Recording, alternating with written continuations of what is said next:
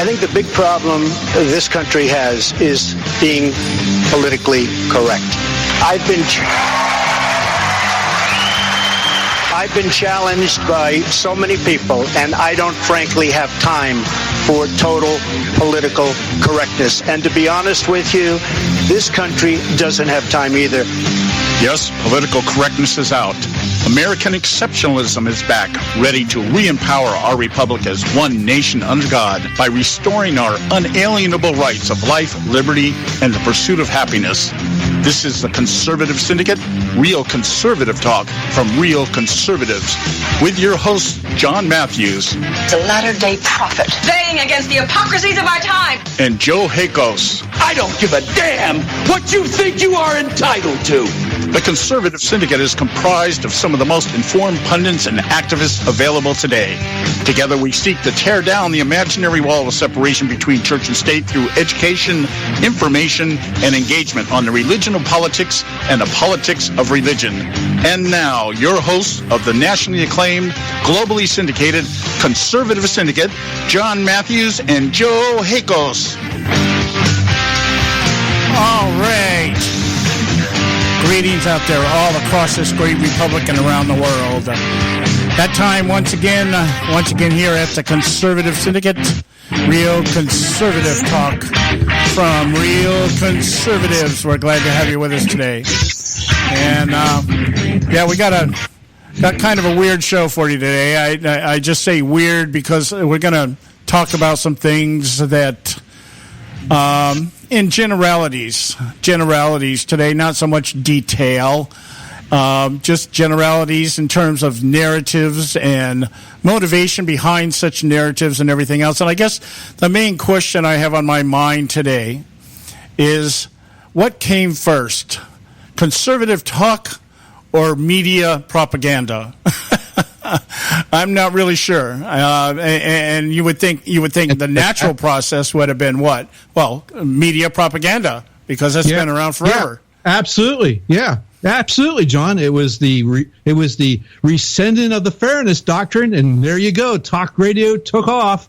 So that took care of all the propaganda. And it's interesting. We're going to talk a little bit today about the interview that took place, I guess, over the weekend on Sean Hannity's show with Ted Koppel.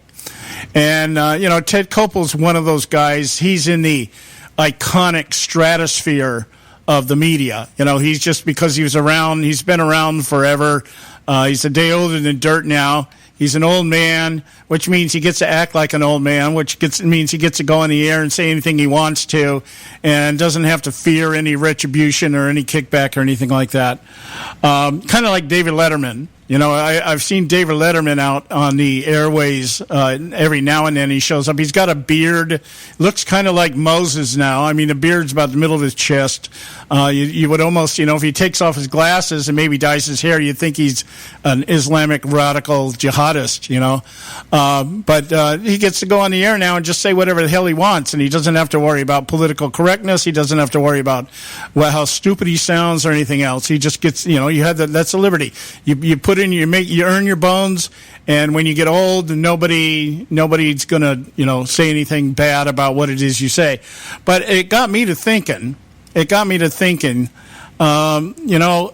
The liberal narratives and agenda is really what created conservative talk, and the fact that conservative talk has become so effective in educating the American public, for those who care to be educated, to educating the American public as to what's going on and being able to expose things that otherwise probably would never be exposed. I mean, if it wasn't for conservative radio, would we ever have found out that the Republican establishment is just like the Democrats? I mean, probably not, And so I just got to thinking about this, and then I put it in context with statements made by Hillary Clinton about 4 or 5 years ago when she was talking about Al Jazeera radio or news, the news that was on Al Jazeera. And she had made some comment about how it was really a news station because they influence people. Now, there's the blend. There's the merge.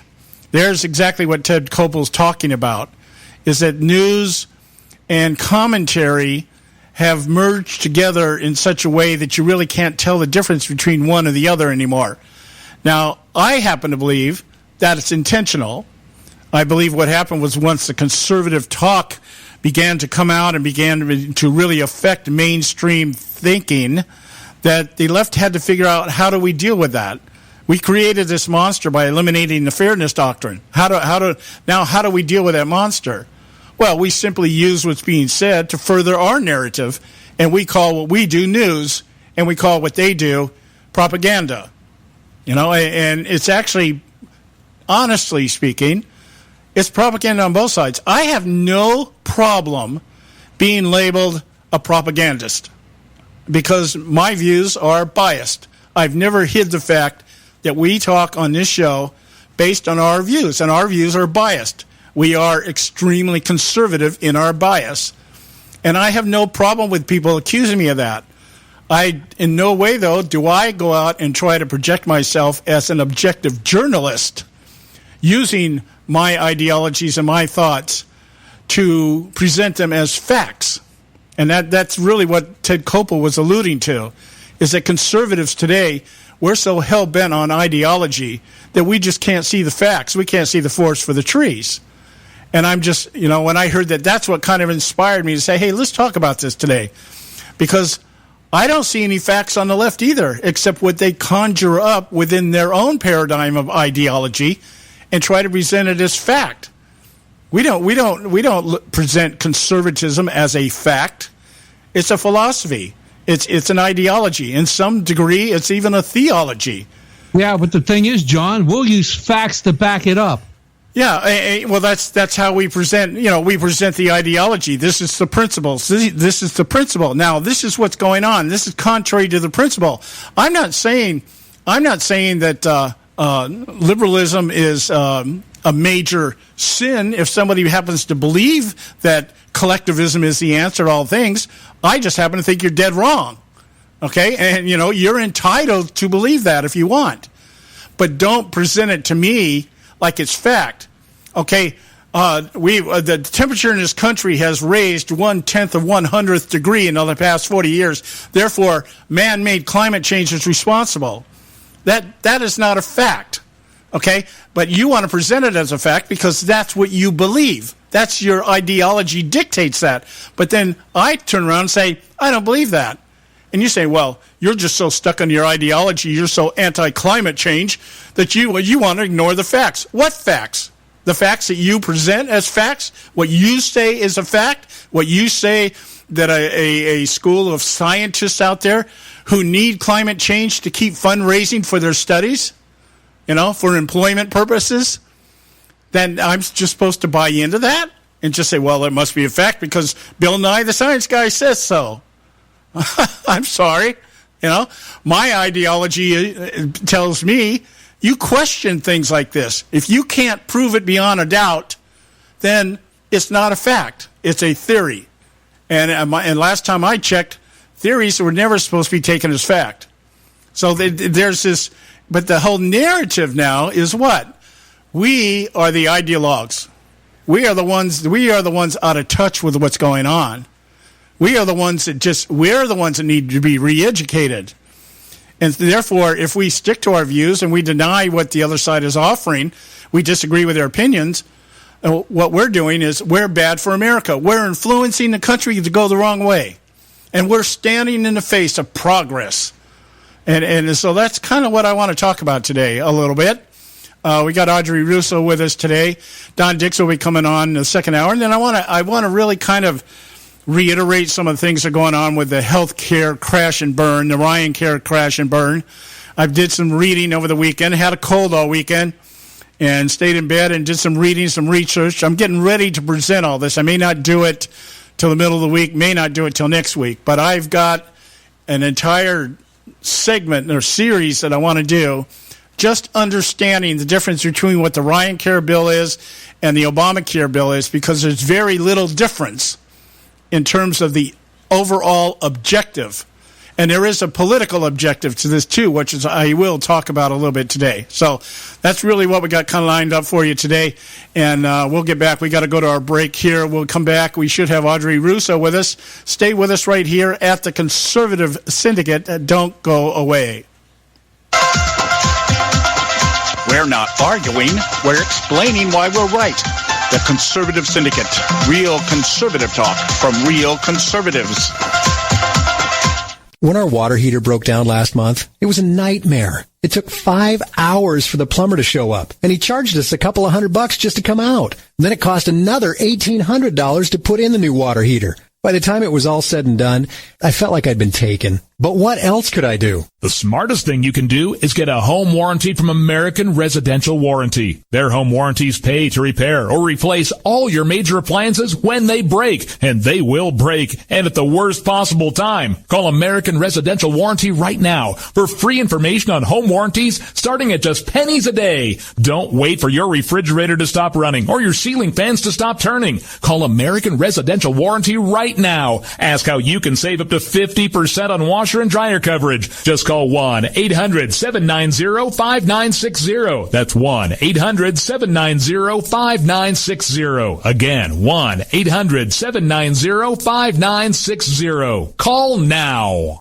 Limited time offer, 24-month commitment and credit qualification require cancellation fee, auto pay, and paperless billing and other restrictions apply. If you can't see the difference, why pay the difference? Switch to Dish for the best deal in entertainment. Only Dish brings you the best in entertainment for less than $20 a month. Cut the cable and don't get directed. Switch to Dish because at just $19.99, Dish saves you every time you turn on the TV. It's so simple. The same channels cost less with Dish. So since you can't see the difference, don't pay the difference. Switch to Dish for the best deal in entertainment. Get premium movie channels free for 3 months, starting at just $19.99. Dish saves you every time you turn on the TV. Call now to save with Dish. Dial 1-800-600-1645. That's 1-800-600-1645. The same channels for less than $20 a month. Dish. Call 1-800-600-1645 for details.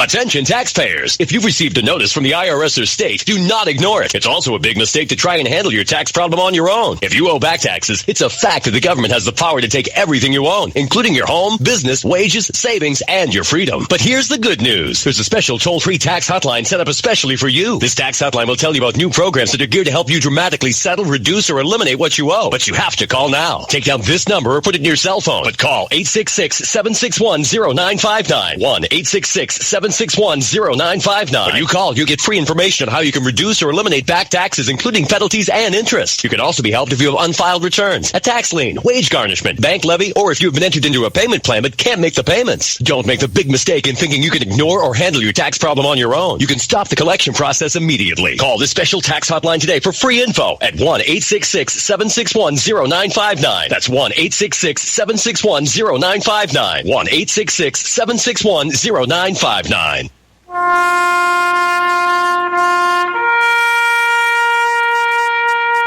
Read something recently worth thinking about. It's the soldier, not the campus organizer, who's given us freedom to demonstrate. It's the soldier, not the reporter, who's given us freedom of the press. It's the soldier, not the poet, who's given us freedom of speech. It's the soldier who serves under the flag, who defends the protesters' right to burn the flag. Isn't it time now to demonstrate that we support our troops? Were it not for the brave, there'd be no land of the free.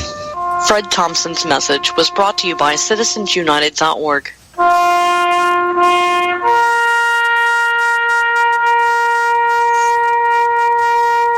While everybody else tells you who, what, and where, we'll tell you how and why. TheConservativeSyndicate.net. Real conservative talk from real conservatives.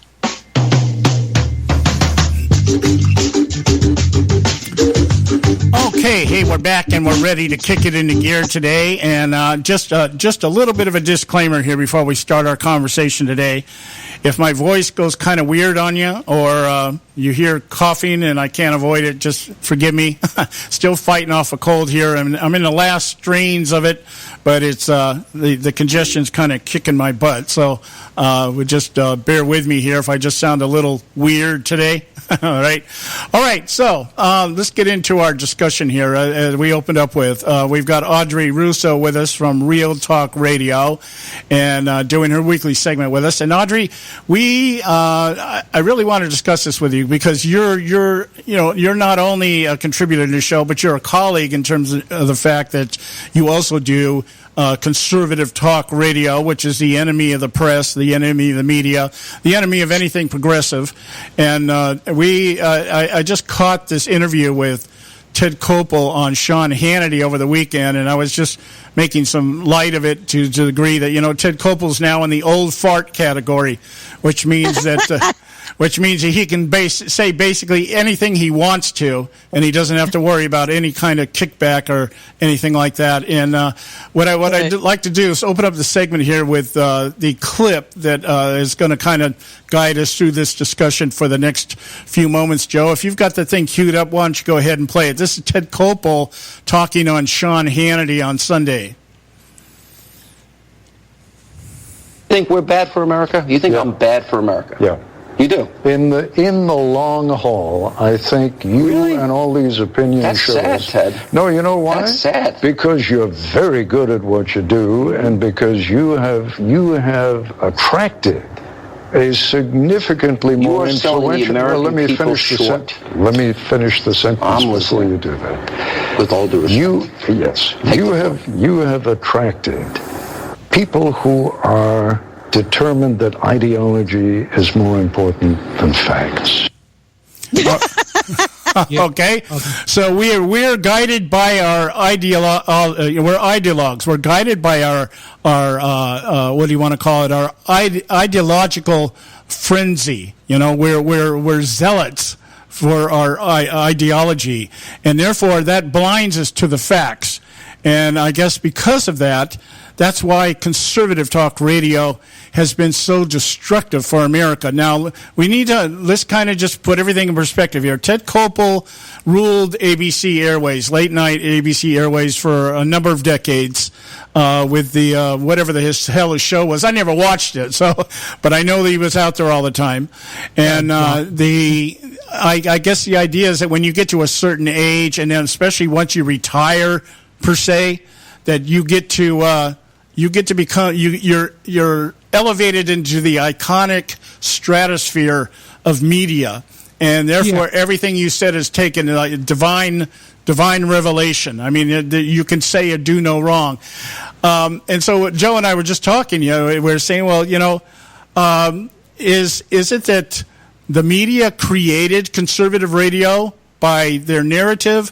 Or once the conservative radio came into existence, did that create the narrative for the left? Did you understand the phrasing of that, Audrey?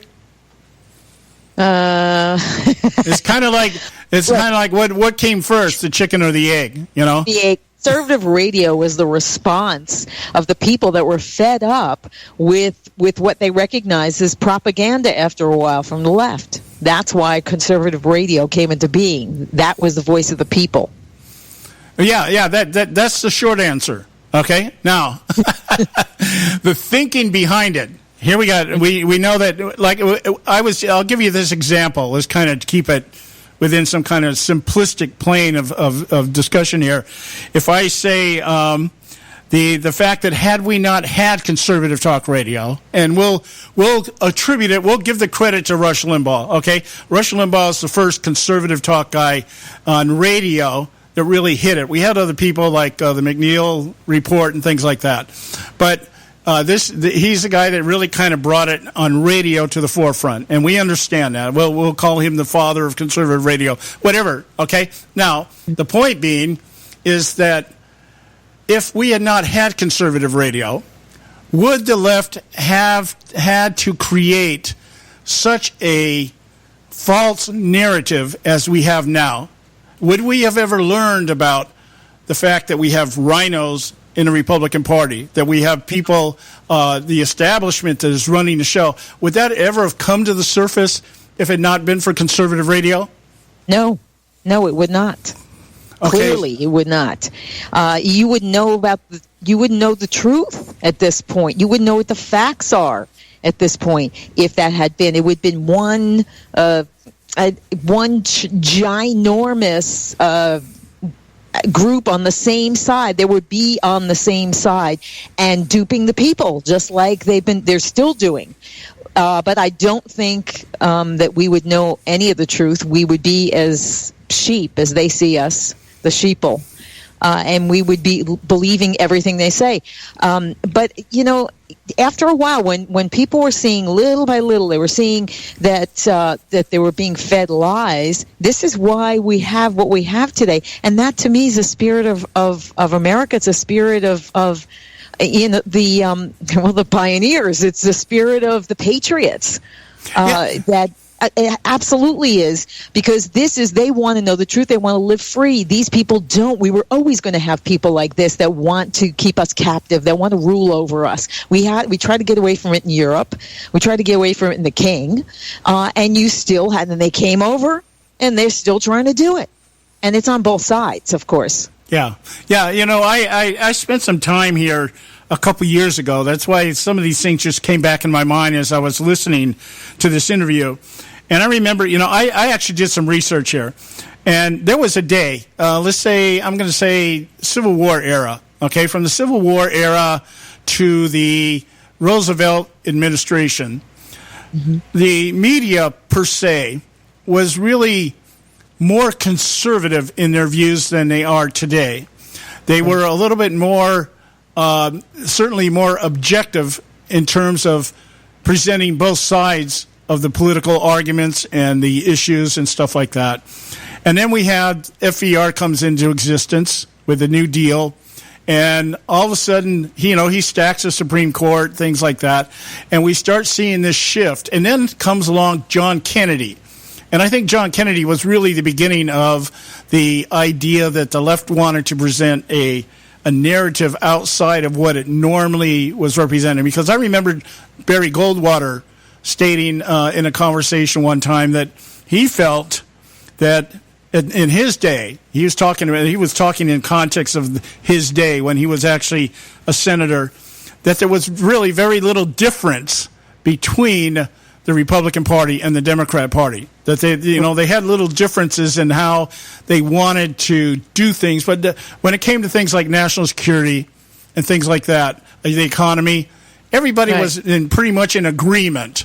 Right. You could define communism a different way, but we all knew there was communism. We all knew that was important. And so somewhere around the Kennedy era, and probably more into the LBJ era, the media shifted from being a very objective, rather conservative medium to beginning to put out the narrative, what we call the narrative today, that collectivism is the name of the game. Collectivism is the way to utopia. And I just find it fascinating that as time has progressed since then, and we saw it probably mostly in the Reagan era, that the media began to look at conservatism as the enemy of America and began to evolve into what it is today, which is just their own propaganda group. Ted Koppel was making the point. What he was saying was basically this. He was saying conservatives are too tied up in their ideology, and liberals really aren't, because the liberals are responding to whatever the socioeconomic issues are for the day and everything else, and those are the facts that they're presenting. There's too many poor people in America. There's too many minorities that don't have an advantage in America. We're a country of immigrants. These are all facts for sure, but they're all facts that have been skewed to fit a particular narrative, which is let's expand government. Which is their ideology. Yeah. Well, Ted Koppel is stupid. Okay. Oh my gosh, he's that because he sounds so intellectual. He's stupid, and he's a liar. Okay. And let me see, when he said in the long run, remember he said down the road in the long run that it was going to be bad for America. Which America is he talking about? The America that they, in their ideology, want to see? Well, then in that case, that's not America. That's their America. And yeah, it would be bad for their America. But for the America of the founders, it would be good. But they don't see it that way. This man's so they wear it like it's part of them now. Their ideology. They think that they don't have an ideology. They're stupid. They do, or they're liars, or both. I agree with it, and you've really kind of hit the nail on the head here. Where I was actually going here is that what we're hearing today is that there are two different Americas. And the America that we espouse, which is the traditional America, everything is based on the Constitution, the adage of conservatism, which I started using last week, and I'm going to adapt it. I may put it on it may be my epitaph on my grave when I leave this world. I'll have a veteran's tombstone, right? And they give you a certain amount of words that you can put on there plus your name. And instead of saying something like father, grandfather, whatever, I'm just going to put, if in doubt, don't. Okay, because that's really what conservatism espouses. If you don't really know what you're talking about or what you're doing, don't do it. But what we have is a Republican Party today that is kind of like, well, we need to do something. And even if it's bad, we need to do something. That was the philosophy of FDR. Do something, and if you screw it up, well, okay, but at least you did something. And that's what, what's his name? Tom Poe, one of the founders of the Freedom Caucus over the weekend, left the Freedom Caucus because what? Well, we can't always say no. Why? Why can't you say no? Yeah, see, well, that just shows you some kind of weakness in that man's character, that he felt, well, we can't always say no. Well, if what they're offering is bad, you say no. What is the problem with that? Is he getting a little weak? Is he concerned about them not liking him? What did he hear something from the home front that they said that they don't like, that he said no? Yeah, the guys from Texas are crying out loud. What's his chances of really losing an election? But look what was happening here. The Freedom Caucus, they were the only ones that were standing up for the voters, okay? They were the only ones that cared about what was going to happen to the voters. Yeah, you're absolutely right. Yeah, they were the ones being demonized. Yeah, well, our contention was, and I think Joe and I spoke about this a lot last year during the election cycle, and even before that. I remember we had many conversations about this, that I think government is its most effective when it's not doing anything. Yeah. If they're doing something, then your wallet should be hurting. But this idea that governing means doing something, and that means we have to compromise. And I'm saying as soon as you compromise, you've lost. So it's like, Barry Goldwater said that. He said, if you're going to sit down and negotiate with somebody, you've already lost, because you're telling the other side you've got something you're willing to give up. And so if we're sitting here saying, well, we have to compromise on a health care bill, why? Why do we have to compromise on that?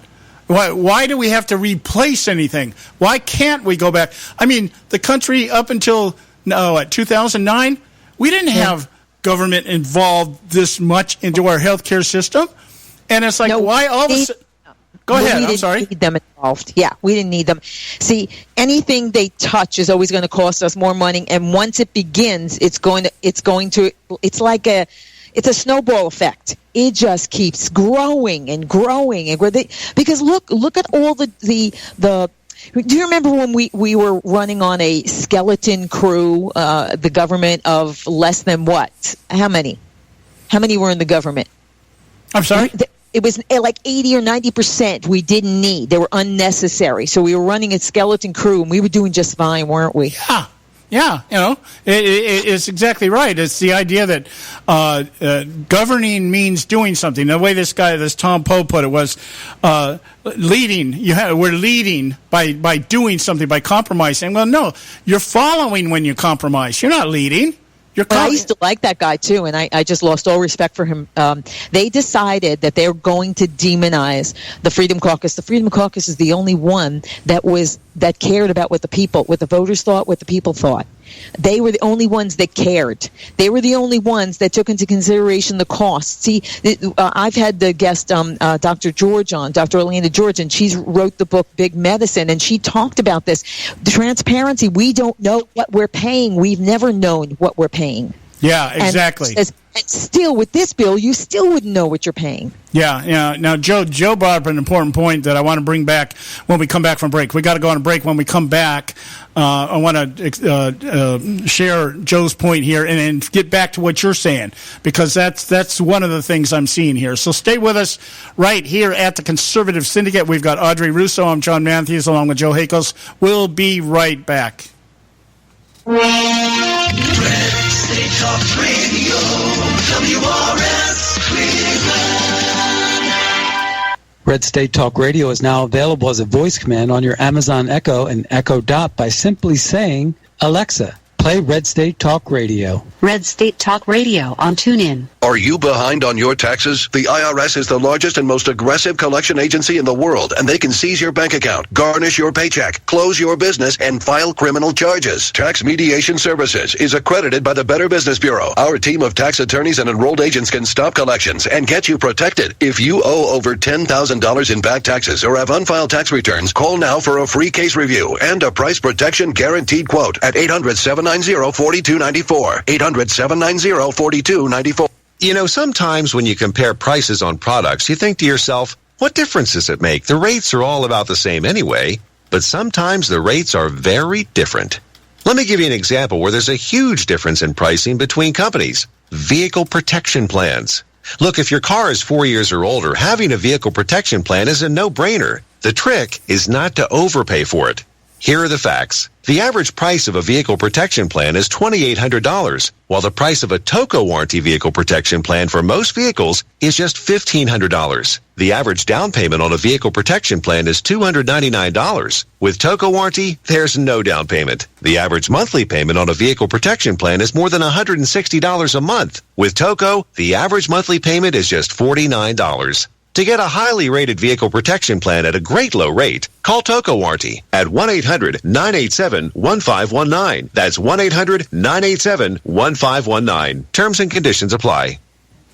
Hey, this is Leonora Cravota from Red State Talk Radio for MyPillow. I used to have trouble sleeping. MyPillow changed all that. I now fall asleep within moments of my head touching my pillow. That's how comfortable MyPillow is with its patented interlocking fill. MyPillow stays cool and does not go flat. Plus, it's machine washable and dryable. MyPillow has a 10-year warranty and a 60-day comfort guarantee. MyPillow is also the official pillow of the National Sleep Foundation, and it's made right here in the USA. MyPillow is now offering Red State Talk Radio listeners a 4-pack special with 2 premium standard or queen pillows and 2 go anywhere pillows. That's 4 pillows for the price of 1. To take advantage of this special offer, call 1-800-961-9194 and ask for promo code RedState. That's 1-800-961-9194. Promo code RedState. Put sleepless nights behind you with MyPillow, the most comfortable pillow you will ever own. For the best night's sleep in the whole wide world, visit MyPillow.com.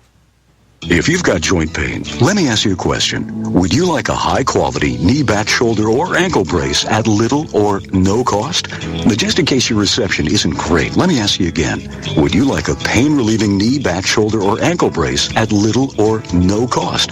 Well, if you have Medicare insurance, you could qualify for these pain-relieving braces at little or no cost. And these are high-quality braces. They are very comfortable, and they've helped thousands relieve their pain. Now, I'd like you to imagine going on vacation, playing with your grandkids, just living your life again without pain. The Mobility Hotline is a referral service that connects folks with Medicare coverage and other insurance to accredited companies offering pain-relieving braces at little or no cost. And don't you worry about the Medicare paperwork. They'll handle it all for you. And they'll deliver your braces for free. Call the Mobility Hotline now. The call's free. 1-800-557-6150. 1-800-557-6150. 1-800-557-6150.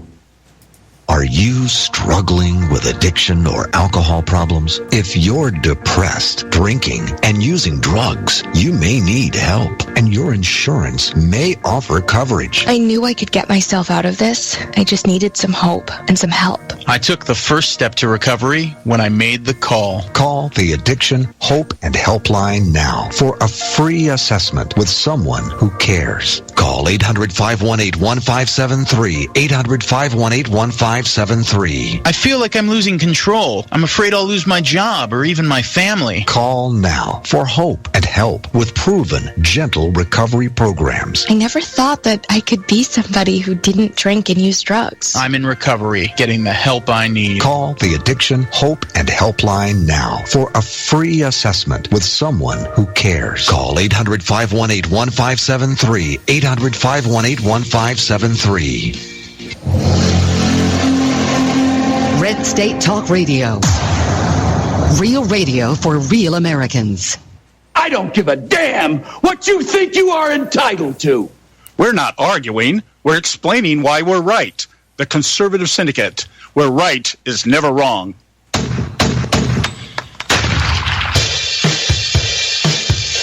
All right. We're back. This is the Conservative Syndicate. Real conservative talk from real conservatives, and we're glad to have you with us today. And we've got Audrey Russo with us from REELTalk Radio. Does her show on Thursdays, 6 p.m. out there in the East Coast to be 6,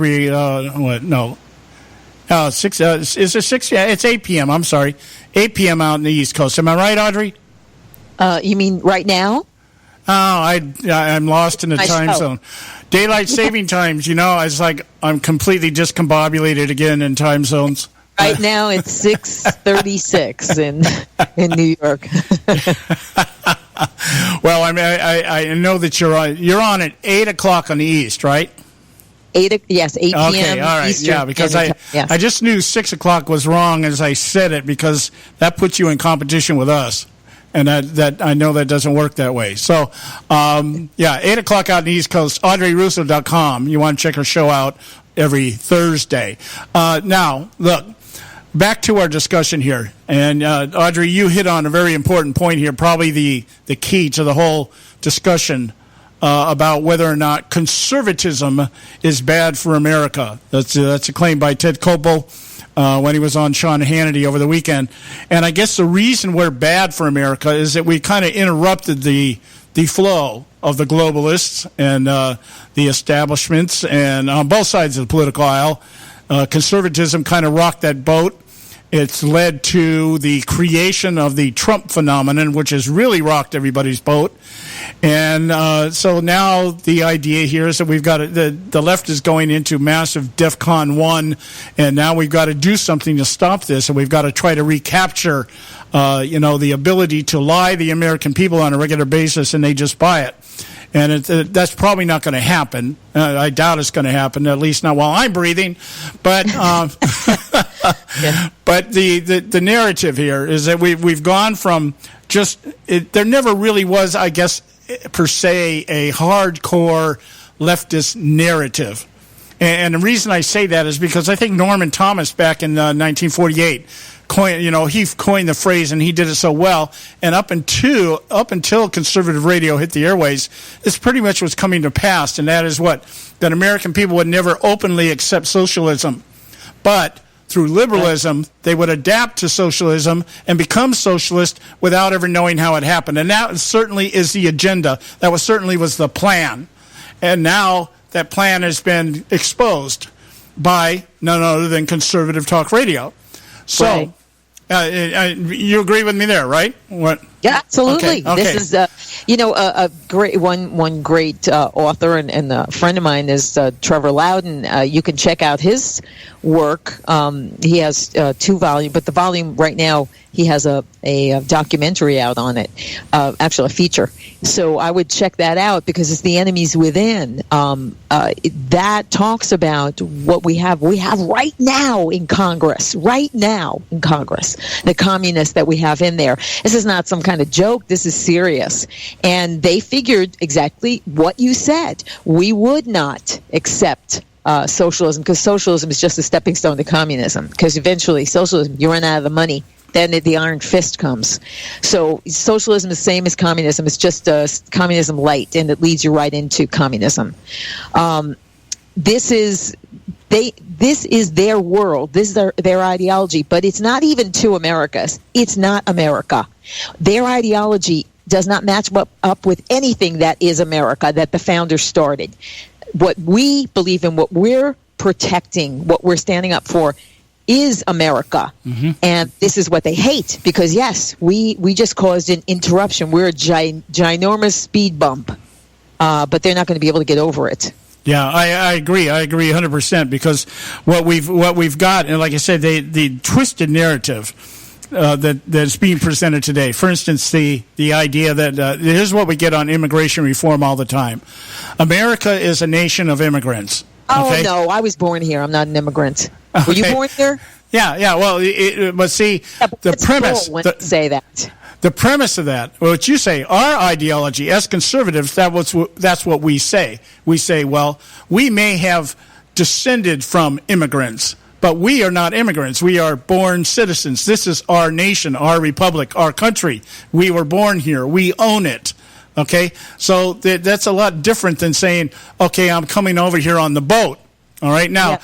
But the idea, the narrative that the left puts out there is what? Okay, we are a nation of immigrants. In fact, the leftist premise is that America was founded by illegal immigrants. All right? Oh my gosh! That is the premise. If you get into the hardcore narrative of the left, that's what it is. Why? Because we came over here uninvited. We didn't go through INS with the Indians. We weren't granted citizenship here, and not only that, we took everything away from the Indians. Okay, so that feeds into the other narrative, which is what? America has become the nation that it has on the backs of other nations. We go out and take everything that everybody's got. No, yeah. Well, of course they have to demonize us. Of course they have to, because they can't get a foothold. Their ideology is perverse. They can only get a foothold by lying about us. Yeah, so that's the new America. That's the America they're talking about. The idea that we're not embracing refugees from the Middle East just simply because we don't know who they are. Well, that's un-American. Okay? Because we should be embracing these people. That's what America's about. We're a nation of immigrants. We should be taking everybody in here that wants to go. There should be open borders. INS, we shouldn't have INS. We should just send everybody to the welfare department when they get here and they get off the plane. You know, we should really check our water supply, because they're looking for us to croak. Okay, they would love to, we intend to derail their totalitarian train, and they want to get rid of us because they know they have some generations coming up that have been poisoned and indoctrinated in the school system. Because think back to when you were in school about, well, you know, you can't bring something to school that you're not going to share with everyone. If you can't, then you can't bring it. What is that? That's collectivism. It's socialism. Yeah, it's socialism. Yeah. No, but they've been doing that. But see, kids are very vulnerable to this. And parents, unfortunately, didn't check back to see what they trusted. Don't trust, okay? They trusted the school system that they were doing the right thing. And meanwhile, they were indoctrinating their children. I mean, you have now a generation that is so green-minded, and they're... These kids wouldn't even if they really knew what were in hamburgers and hot dogs. I eat hamburgers and hot dogs. I don't give the wrong impression, but they think that they're just magically made. So they don't want kids to understand that animals are for eating too. Okay. No, they don't, because they say you don't harm an animal. Animals are, and they in the kids' minds, they've been indoctrinating them, elevating this animals to humans. Okay, so we're even with them. For goodness sakes, PETA, how did they ever get a seat at the table? They're lunatics. And yet, they're respected now. Why? Who did that? Who do you think did that? Well, it's the schools. Yeah, but the left started to give them, and unfortunately, the right started to give them some credibility, because you don't bring people on your show that you know are loons, because now you've given them some credibility. Oh yeah, I get you there. And in fact, I remember that's one of the arguments I hear actually out of networks like Fox News, for instance. One of the big narratives before she disappeared into wherever she's at right now, MSNBC Oblivia, Megyn Kelly used to ostracize Sean Hannity because of the fact that he only brings on conservatives. You know, it's like, well, so what? Yeah.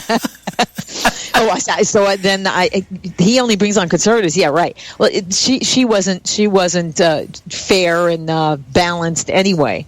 It's one thing to bring on somebody that has a different opinion. It's another thing to bring on lunatic ideologues like PETA. PETA are nuts. They're out of their minds because they see animals the same as humans. Okay, and that's not reality. They're not. Yeah, I get it. That's one of the things that I often talk about. You know, I don't mind. I don't mind. Go ahead. They, for goodness sake, they equate mice with us and rats with us. Well, so you can't have that. That's not legitimate difference of opinion.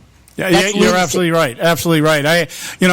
I've never been against bringing liberals on this show. We've had a few on, very few, because I've been able to find very few that can actually articulate what they believe in a way that you can say, so that you can at least you can say, okay, I understand why you believe the way you believe. Now, I don't agree with you, but most of them I talk to is like, you're bat-crat crazy. I can never sit here and try to debate something like this, because the premise of it and the foundation on which it's being laid is just completely out there. It's give me an articulate argument. I actually had a guy on Facebook who was going to come on the show here. We were bouncing back and forth over, I forget what the thread was, and he was dead wrong. He was wrong as the day was long, but he was articulate in his views, and he did not attack. He just, this is what I think. This is why I think. And this is why I disagree with what you're saying. That kind of thing. I thought, man, I'd like to have you come on the show. He says, well, okay, I'll venture into the wolf's den. And yet he hasn't shown up yet. So we'll see. We got to go to a break here. Short break here with Audrey Russo, Joe Hakos, and myself. Stay with us right here at the Conservative Syndicate. We'll be right back. There is an old saying, children should be seen but not heard. At no time is this more apparent than when politicians speak. The ConservativeSyndicate.net, the adult in the room.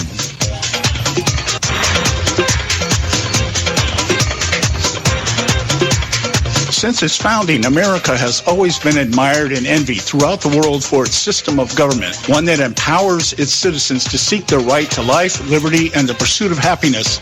No other country or nation in history has benefited from its diversity, simply due to the opportunities available to anyone from anywhere. But there have been and are those who envy our freedom for a very different reason. And today we find ourselves as never before being threatened by this formidable foe intent on our destruction. For this reason, Act for America exists. Act for America is the nation's largest nonprofit, nonpartisan, grassroots national security organization with over 300,000 members and 1,000 chapters focused on educating, engaging, and mobilizing citizens and elected officials to impact legislative outcomes to protect America against terrorism both here and abroad.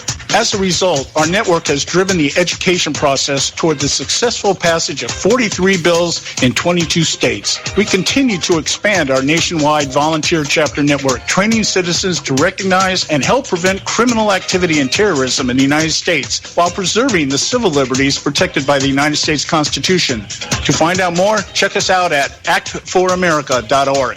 That's actforamerica.org.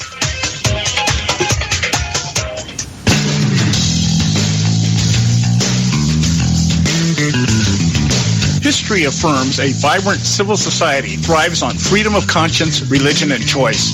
Any society absent these qualities stifles individual responsibility and accountability, thus enslaving its people by denying them their potential for goodness, creativity, and altruism.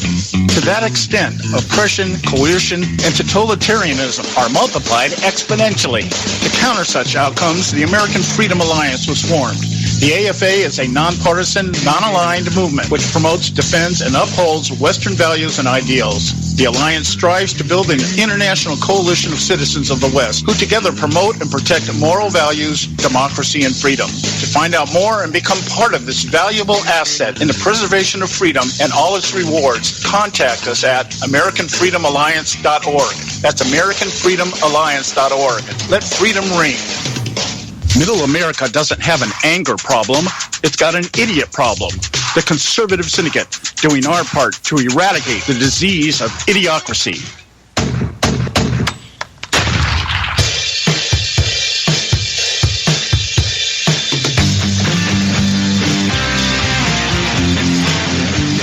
All right, hey, we're back, and this is the Conservative Syndicate, real conservative talk from real conservatives.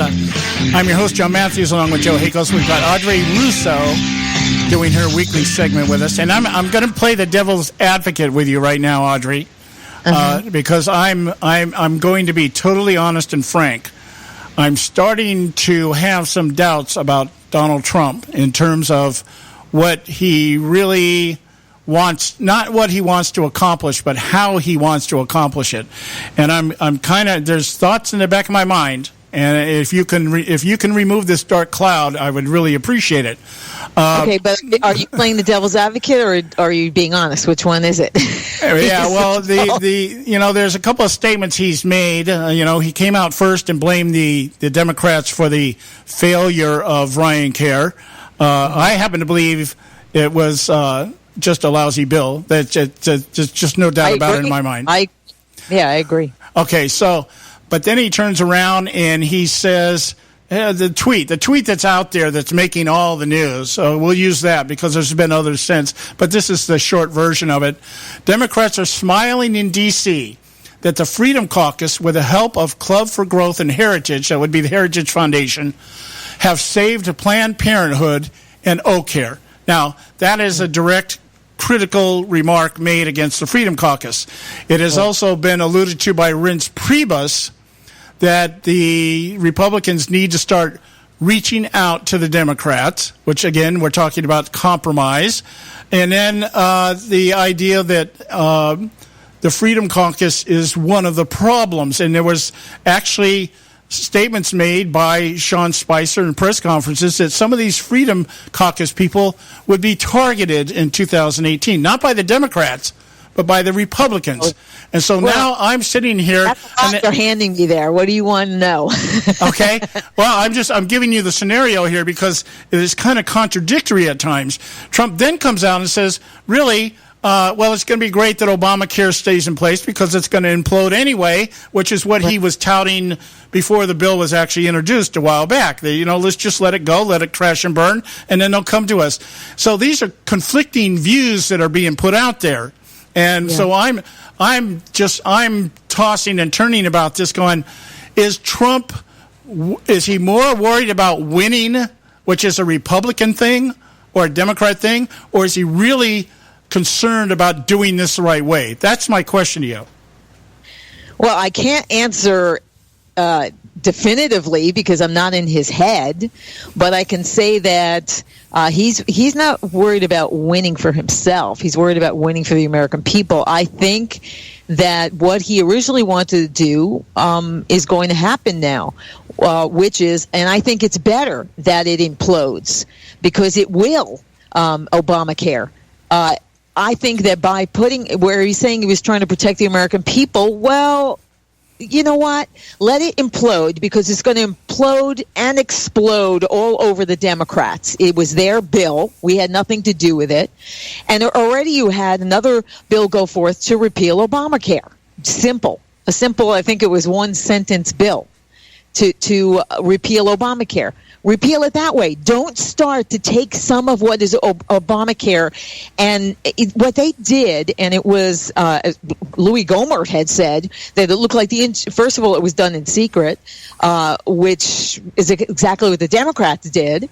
That was number one. Number two, he said it looked like it was written by the insurance companies. which, let me guess, it probably was. That's why it was done in secret. So this was a bad bill. It should not have passed. I was a little disappointed that, and I think it was because Ryan told him that there were the votes for it, and he was lying. And I think that Ryan, who never renounced what he said about Trump before the election, he never renounced it. So I think he's an enemy within. He's one of the fifth column in the Congress. I think that he did that to make Trump look bad. Okay, now, given that, let me interrupt you there.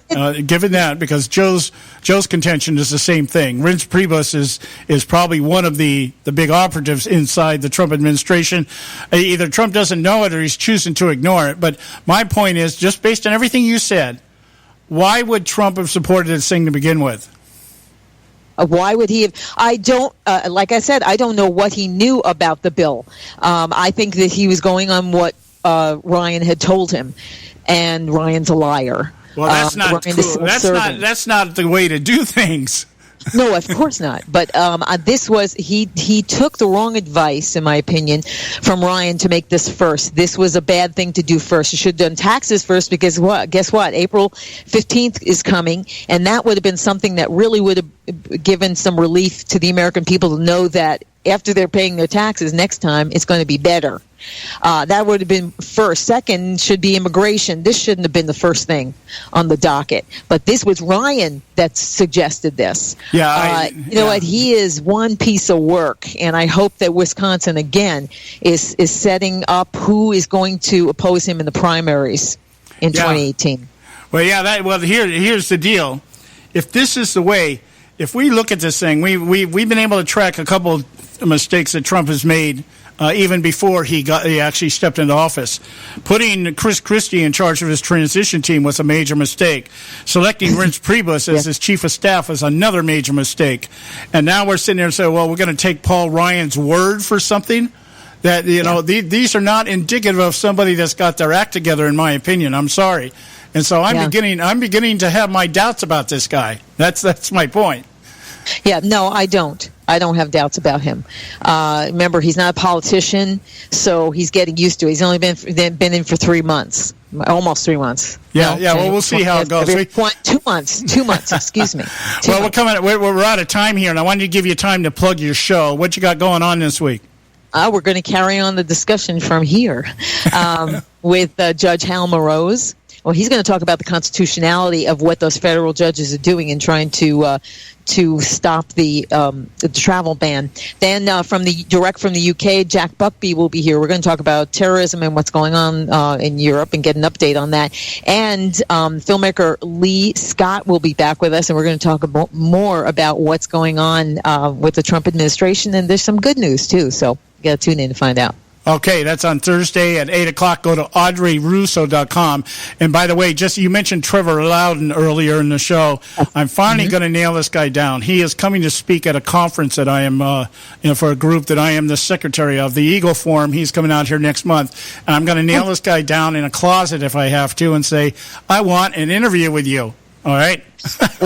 Absolutely. But make sure you say hello from me. All right, will do. Thank you so much, my dear. And we'll talk to you next week. God bless you both. Okay, all right, guys. We're coming up here on the top of the hour. Joe, you got some time here. You got any remarks to make about what took place today? As to what happened with Donald Trump today? Well, are we? Are you feeling anything like I'm feeling in terms of I've really got some doubts about what this guy's doing? I think part of this is just pure politics, and I don't believe everything comes out of that Twitter feed. Yeah, well, we'll see. Well, I mean, I'm certainly willing to give the guy the benefit of the doubt, simply because, as Audrey said, he's not a politician. There may be a learning curve here that we're dealing with, but it can't go on too much longer. I guess that's where I'm at. We're at the bottom of the hour here, top of the hour here. We got the Edwards Notebook. Pay some bills. We'll be right back. Stay with us right here at the Conservative Syndicate. The attacks on the Westminster Bridge and near Parliament in England represents much more than you might think. Hello, I'm Ron Edwards. On today's page from the Edwards Notebook, the Islamic State has proudly claimed responsibility for the uncalled-for terrorist attacks outside of London's Parliament building. Or was it totally uncalled for? One has to wonder, because the perpetrator of the attack was an ISIS fighter who simply carried out his murderous madness in response to calls to target citizens of the coalition. Now, I'm not one to blame victims, but in the case of jolly old England, perhaps the great nation has been a bit too lax and unwise concerning their national protection. We all know that for decades, those of the radical Islamic persuasion have been carrying out their stated mission of warfare against Western nations, especially ones like Great Britain, France, and the United States. Foolishly, all three have been bending over backwards to endanger themselves by letting in millions and millions of those who want to convert or kill us.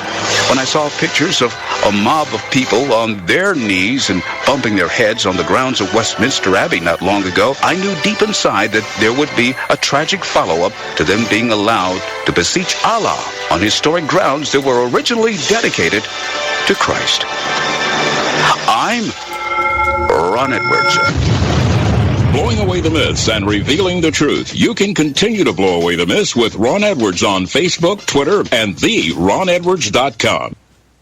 We're not arguing, we're explaining why we're right. The Conservative Syndicate, real conservative talk from real conservatives.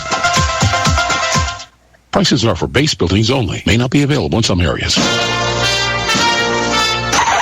Attention business owners, do you want a stimulus package that really works? Before you spend thousands of dollars more than you should on your next building project, listen to this. General Steel has a stimulus package designed to help you save as much as half the cost of conventional construction on your next building. As much as half. That's right. General Steel can save you thousands of dollars with a pre-engineered steel building designed for your business or church. How about a 50 by 100 foot building for under $30,000? So don't pay thousands more than you should without calling General Steel first and save as much as half the cost and time of conventional construction. With the projected demand for steel in Japan and China, prices may be skyrocketing. 877-927-3360. 877-927-3360. 877-927-3360.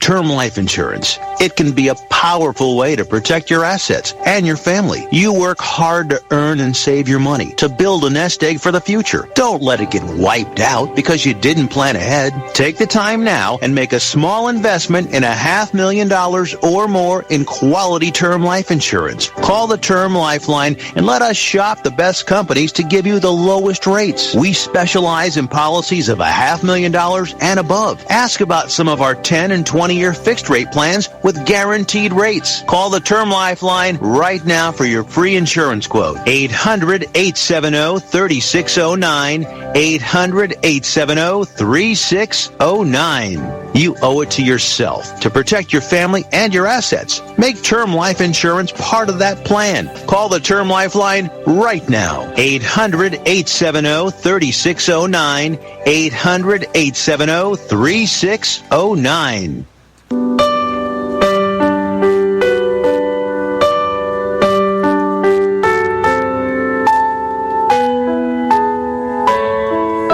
Hey folks, John Matthews here from the nationally acclaimed, globally syndicated, the Conservative Syndicate.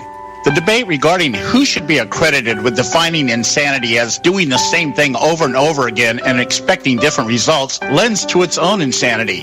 Whether Albert Einstein, Ben Franklin, or Rita Mae Brown coined the adage or not, its meaning is as true as the fact the sun will rise and set tomorrow. In much the same fashion, citizens across our great republic today are debating whether or not it is time to change course regarding the accepted established norms of our political system. Is it time to create a new party or continue to expect different results after electing the same people keeping our current system? Partisanship, corruption, and the desire to maintain power for the sake of power by those we elect, reinforced by decades of empty promises trotted out each election cycle but never fulfilled, has left America frustrated, angry, and rebellious to degrees not seen since the Civil War. The only viable solution is to quit adhering to the insanity of doing the same thing over and over and expecting different results. This is why the Conservative Party USA exists. The Conservative Party USA arose during the Tea Party Rebellion in 2010. It seeks to rectify the insanity that defines the consistent failures and corruption of the current two-party system by nominating and supporting candidates who are committed to imposing the conservative principles of fiscal discipline, restraining the reach of the federal government as outlined in the Constitution, and defending America's traditional family values. If you're tired of witnessing the insanity that dominates our political system, check us out at conservativepartyusa.org. That's conservativepartyusa.org.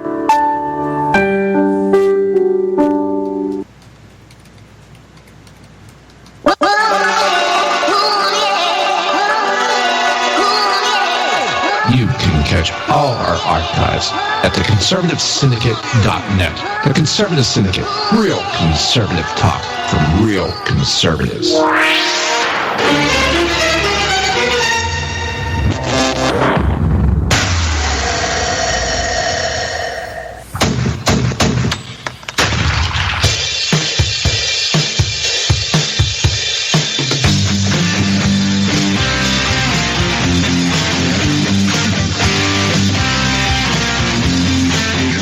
The big problem this country has is being politically correct. I've been challenged by so many people, and I don't frankly have time for total political correctness. And to be honest with you, this country doesn't have time either. Yes, political correctness is out. American exceptionalism is back, ready to re-empower our republic as one nation under God by restoring our unalienable rights of life, liberty, and the pursuit of happiness.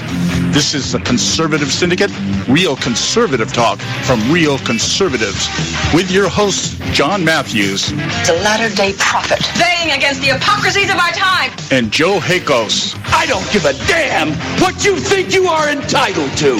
The Conservative Syndicate is comprised of some of the most informed pundits and activists available today. Together we seek to tear down the imaginary wall of separation between church and state through education, information, and engagement on the religion of politics and the politics of religion. And now, your hosts of the nationally acclaimed, globally syndicated Conservative Syndicate, John Matthews and Joe Hakos. All right. Hey, we're back, and this is the Conservative Syndicate, real conservative talk from real conservatives. I'm your host, John Matthews, along with Joe Hakos, and I hope you got something out of that interview or the contribution, the contributor, Audrey Russo, with us last hour here, because there's actually a couple things that it kind of all ties into the same thought process that's going through my head today, and that is the idea of it revolves around Ted Koppel's statement that conservative talk radio or conservative media is responsible for almost everything that's wrong with America today, and we're just continuing to tear the country apart with our divisive rhetoric and our ideological zeal for everything contrary or against what the leftists have been trying to do in this country. I would imagine since the foundation of the country, since we were first established, we know historically there are a lot of people that didn't want a republic, that really wanted more of a nationalist type of government. George Washington among them, by the way. And then we had the imperialists like John Adams, who wanted a king. And then we had Jefferson, probably the first real Republican, which believed that the states, the sovereignty of the states was utmost. That was the way it was supposed to be. So with very, very pure ideological differences between our founding fathers and framers of our Constitution and our Declaration of Independence. But they were able to come together and decide and realize that the best way for governing by the people, for the people, and of the people was through the concept of a republic. That is civil society, that individuals elect people to represent their interests, and that the country is governed just so, based on the Constitution.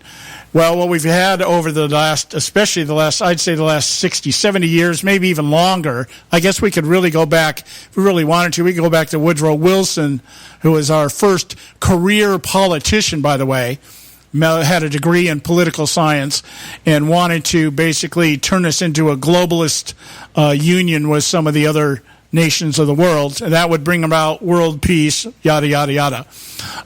So anyway, along that line, I guess I hope the narrative that what we talked about last hour, there wasn't a whole lot of the word keeps. Was it schism? Did I present things in a fashion of schism, of division? Like, hey, we're all heading to hell in a handbasket again. That wasn't my illusion, or that wasn't my intent. My intent was to say, as conservatives, it is our responsibility, our obligation, to look at anything that's going on in government and question it. And based upon that type of thinking, if there is any doubt in anybody's mind about what is taking place, then government should refrain from doing anything. And what we've got is we've got a government now that says, well, okay, your bill is worse than our bill, so let's take our bill because it's not quite as bad as your bill. And then we call that governing through compromise, and that is what the American people want. I don't happen to believe that the majority of Americans want the government involved in their lives. Yes, there is a large faction of America that wants government involved in their lives and wants government to take care of them and give them everything. But I still believe that the majority of Americans, real Americans, don't want government telling them what they have to do with their money. And that's really what happens with health care. Nationalized health care is the government going to be telling you what they're going to do with your money and what you're going to get from it. And they are the planners. They are the ones that are going to determine this. And these are people that have no experience at all in the healthcare industry and have a lot of experience of screwing everything else up they touch. So why would we want to entrust that to them? What do you think, Joe? I think absolutely. Why would you want the government and trust the government doing it? Look at government. The government is running our educational system. And I don't care what people say. We've spent so much money. We ought to have floating brains running the world right now with the amount of money we spent on our educational system. But yet we got people out there that can't even tell you what day of the week it is. Oh, I know. Well, that was one of the things. I'm glad you brought that up, Joe. I'm glad you said exactly what you said here. I was looking at, there's an article here written by a guy named Paul Farhi, and I forget where he came out of here. I think this was out of, I don't know. I'd have to look it up. It might have been somebody like the Business Insider. His contention is, he was defending Ted Koppel. And his contention is that people don't understand the difference between the editorial page and the front page between a commentator or a pundit. And so, therefore, having something like Conservative Talk Radio, or even something like MSNBC, he makes the comparison. Election night, you had Brian Williams there as a news reporter. You had Rachel Maddow there as a commentator. He said, by doing this, the average American doesn't even understand who's telling the truth. See, I get sick and tired of people saying things like, Americans just don't get it. We're not smart enough to understand any of this stuff. If that was the case, we wouldn't have conservative radio because we'd all be just as dumb as the liberals. Does that make sense? Oh yeah, conservative radio would never. It would die. It would just wither away and die. You know what? If you want to see what these people really want, I think basically right now, let's just send it and just do a government paid for. I'll use my tax dollars to send them there. Send them to Venezuela right now. Send it to Venezuela. I mean, there's a documentary out there with a guy out there in the middle of the night in the city, and he's out there with a stick. He's hungry, and he's hunting rats and pigeons and anything else he get hit with a stick because he's hungry. That's socialism. Right. That's what brings you to that. And is the high and mighty government there? No. They're having fun. They're eating whatever they want. But what happened there? Venezuelans did that to themselves. They voted for it. That's what you're going to have. Yep. Go ahead and vote for that. I often point to what I see over in the Philippines. I see this firsthand when I'm over there. What democratic socialism actually looks like and how it functions. And I'm telling you, people, it's not a good thing. It is not a good thing. When the average wage earner, I've got 2 grandsons that go out and work construction 12, 14, 16 hours a day and come home with $4 or $5 in their pocket. No, this isn't how it's supposed to be, guys. This is not good for the economy. It's not good for the people. It's not good for anything but the people that own the warehouse. All right. So, hey, look, it's our break time here. We're actually over here. We're waiting for Don Dix. He's stuck in a traffic accident. He says he'll be in about 5 minutes. So I let it run over a little bit. Let's go to a commercial. When we come back, we'll continue right here at the Conservative Syndicate. Don't go away. You're listening to The Strident Conservative. We're on a mission from God. Hello, America. This is David Leach, The Strident Conservative. WWJD. What would Jesus do? This simple message, often found on wristbands and T-shirts, has been a reminder to believers to rely on Jesus to guide and direct their paths. As a born-again Christian for many years, I've often asked the WWJD question when faced with making a decision that carries potentially serious ethical and or spiritual repercussions. Sometimes, for reasons I haven't always understood, the answer didn't come to me, but thanks to the governor of California, I may have finally discovered why. You see, I always thought the J in WWJD stood for Jesus, but as it turns out, I think it stands for Jerry. That's right. The part-time Catholic/Zen Buddhist and full-time left-wing wacko knows exactly what Christians should do, at least when it comes to illegal immigration. In an interview on Meet the Press this past weekend, JB told Chuck Todd that building a wall and deporting illegals is unchristian. Quote, I thought we had to treat the least of these as we treat the Lord, so I hope Trump would reconnect with some of his conservative evangelicals, and they'll tell him that these are human beings and they're children of God. They should be treated that way. End quote. I completely see his point. After all, as governor of the state that leads the nation in murdering the unborn, he most certainly knows how to treat the least of these.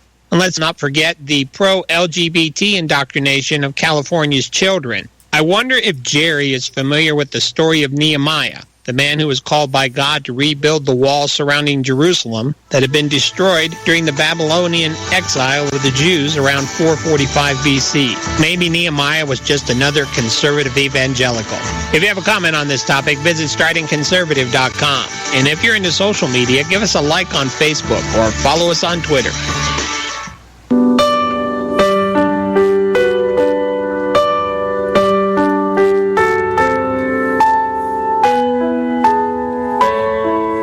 Hey folks, John Matthews here from the nationally acclaimed, globally syndicated, the Conservative Syndicate.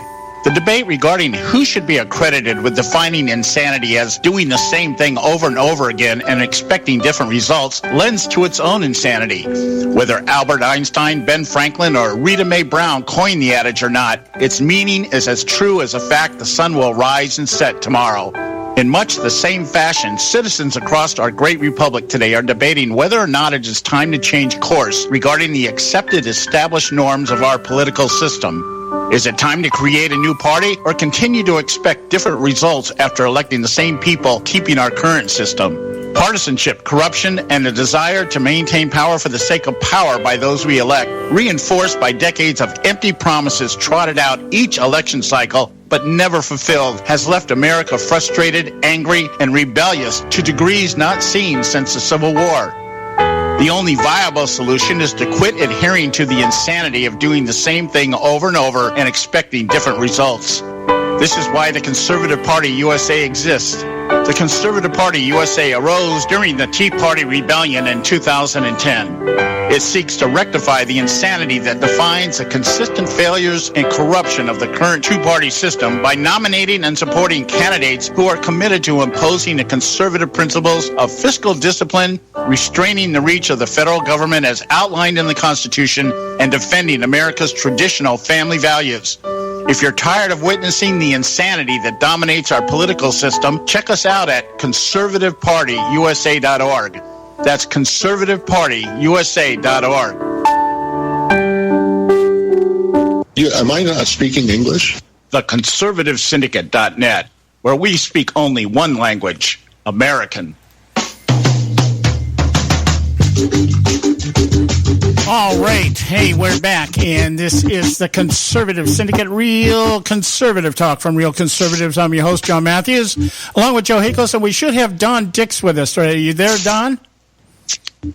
I am. Do you copy? All right. Glad you made it. Glad you made it in here, man. Isn't it great driving freeways in California in rush hour? Well, it is a bit of a game. You never know whether you're going to get someplace on time or not, so you've always got to leave that cushion. And but it's part of what we have to sacrifice in order to have such a great place to live. Yeah. Well, I wish there were more protests by illegal immigrants, because whenever they're protesting, the freeways are always clear. Well. And then there's that, John, and then there's that. Yes. Yeah, I remember the last one they had. I got up, I was on the freeway at 7 o'clock in the morning on a Monday morning, and I thought I must have been translated into a different dimension.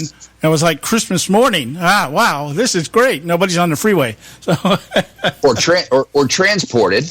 Yeah. Well, translated. I like to use a spiritual term, but oh, okay. All right, I get it. All right.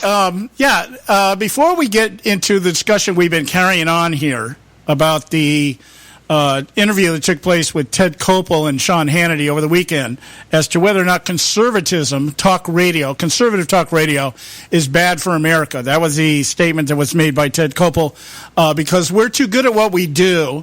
And so what we've done is we've attracted ideologues, zealots that are hooked on their ideology.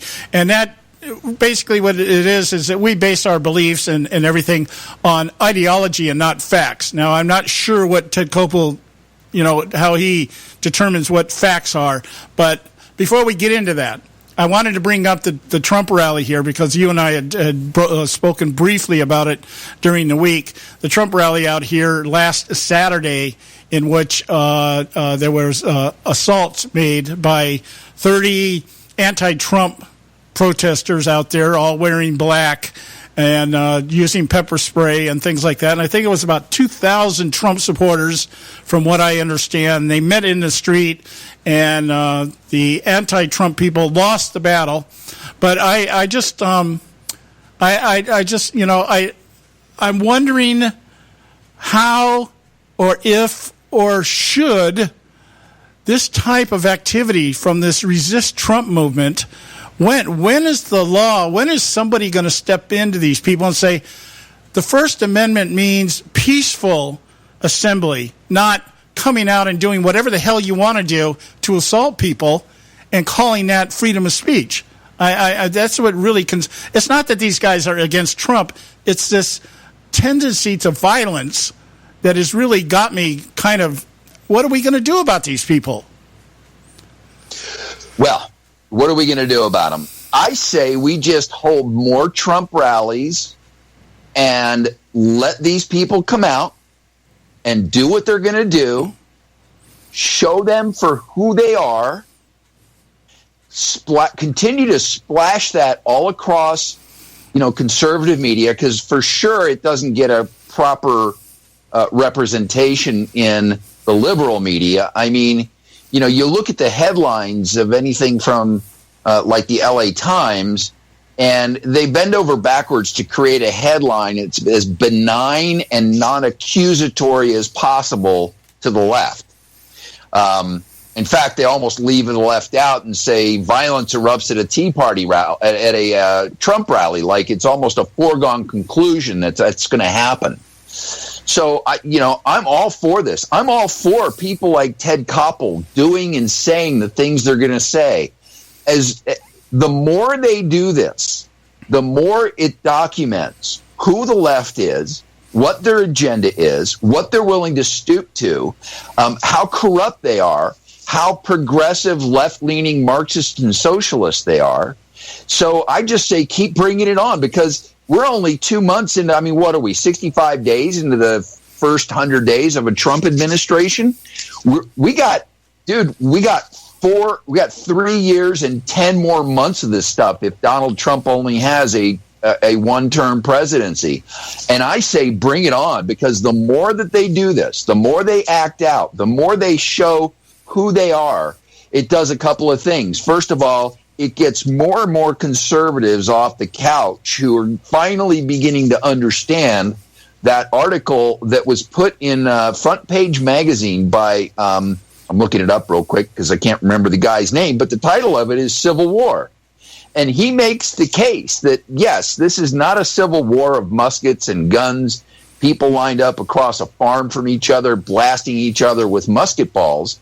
This is a civil war of ideas. This is a civil war of ideology. This is a civil war of tactics and strategies. And it's directly connected to the very same thing we see unfolding in Washington, D.C. now, where they're trying to impugn Devin Nunes, the chair of the House Intelligence Committee, and they're trying to impugn his integrity by confusing the American public about several different things. This revelation that Devin Nunes got Tuesday night by someone from inside the White House compound. And now you've got the entire Democratic establishment coming out saying he should resign. And then you've even got some idiots in the Republican camp that are saying, I think Devin Nunes should resign. I mean, this is all connected. The DNA of all of this, whether it's protesters at a university, that are rioting and injuring a professor, forcing her to go to the hospital because of a speaker, or Berkeley, it's all the same DNA. It's all connected to the same rot that's been allowed to fester. And it was only the Donald Trump presidency that has now exposed it. And I say, brother, bring it on, man. All right. I agree with that to a point. Joe, what's your thought on that? Well, yeah, Don's right. This is the same thing going on. These are people that were down in Huntington Beach are the same people that were up in Berkeley. They travel around. They've got an entire website dedicated to, hey, here's what's going to happen. We need to show up and we need to cause this. Now, what I'd like to see is this attorney general we have, supposedly for law and order, come down and actually force law and order on these people, because I, for one, am sick and tired of it, because this is only going to end when someone's dead. And is that what we really need, to have people die for this kind of crap? Because that's what they're looking for. Well, that's my only real concern about this, is that somewhere along the line here, that the violence escalates to such a degree that somebody dies. And I guarantee you, depending on who dies, is going to determine how this thing escalates one way or the other. If it's a liberal that dies, I guarantee you the next thing we're going to see is Van Jones' Black Panther army out there trying to do something about it. On the other side, you're going to have the neo-Nazis out there trying to do something about it. The white nationalists, these people who, whether we like it or not, do support Trump. They're not representative of what we believe, but they have hitched their wagon to Trump. And so that's what my concern. I agree with you, Don. I agree that this has to continue because it has to be exposed. But I also have the fear that at some point in time, this thing is going to escalate to a level that's really going to be not good for either side, really, because the extremists on both sides of this debate are the ones that are going to do this.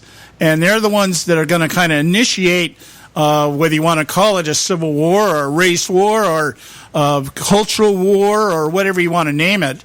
There's something here that will escalate. These urban centers, these major urban centers across our country, are just waiting for something like this. The Black Lives Matter are sitting out there just waiting for something like this to happen. Bill Ayers is probably already coaching these people. When this happens, this is what we're going to do. So I'm really kind of concerned about that in terms of the extreme elements on both sides of this thing. Not so much the people in the middle. The pink, code pink people. To me, they're just, a bunch of women that are just frustrated about being women. You look on the right, and you've got, a lot of the Trump supporters, which, by the way, are not conservative. And let's not confuse the two here. They're just more populist than anything else. Really don't have the understanding of what conservatism is about, which is actually kind of brings me back to the conversation here between Koppel and Sean Hannity, is that I don't even know people in the Republican Party actually understand what conservatism means anymore. So I'm just really kind of I'm tepid, a little bit tepid about this whole thing, just in terms of how far, as Joe said, how far is this going to go?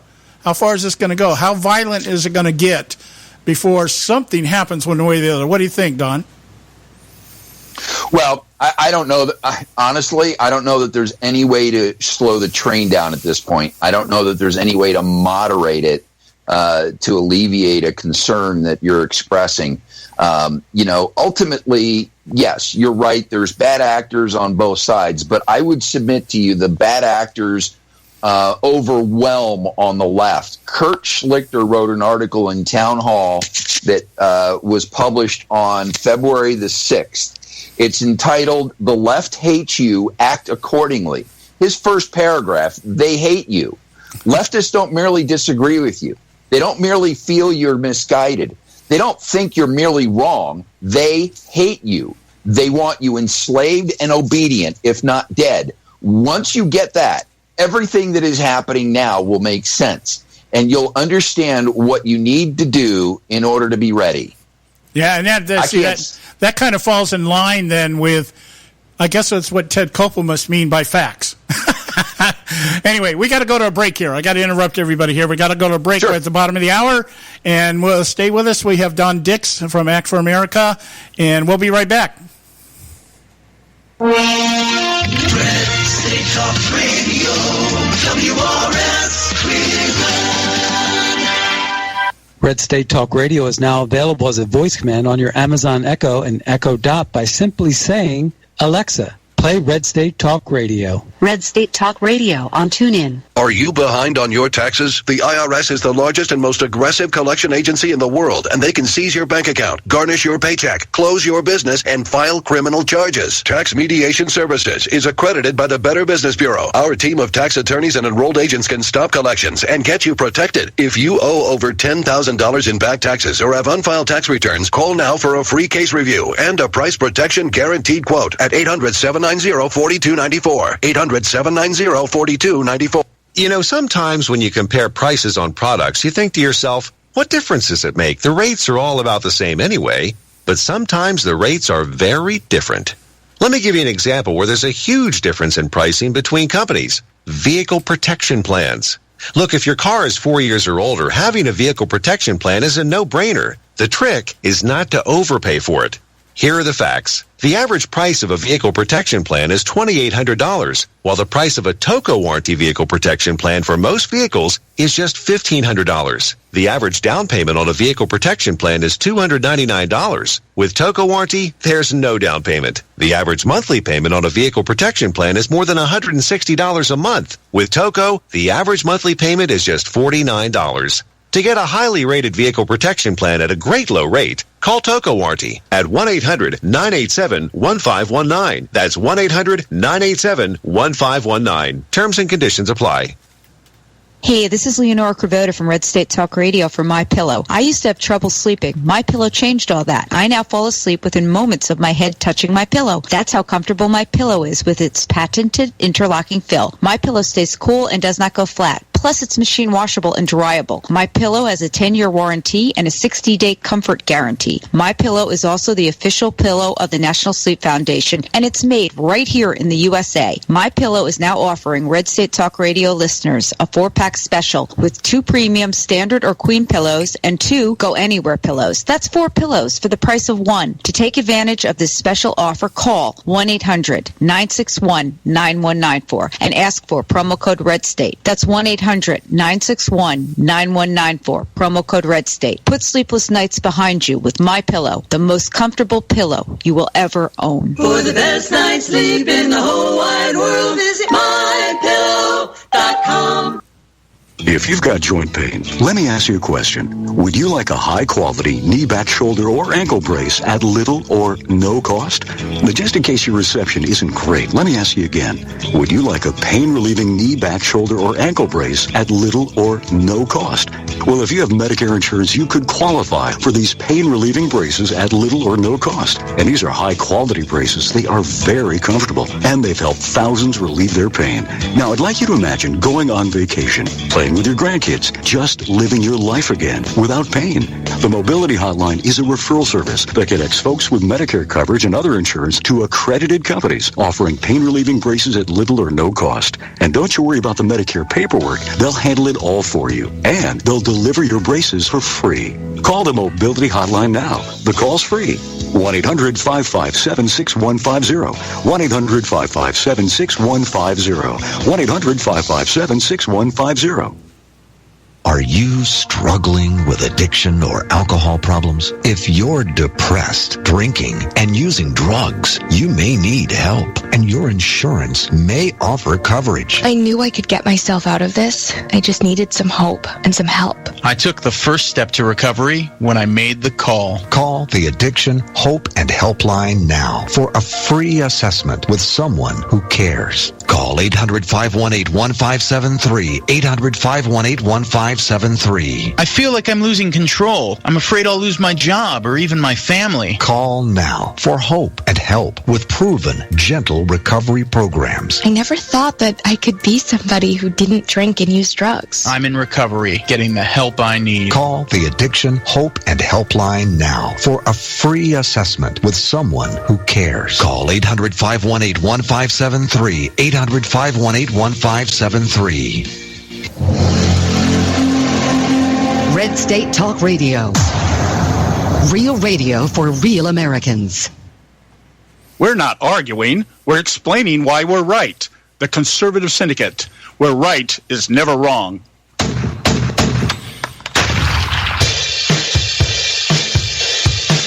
All right. Hey, we're back.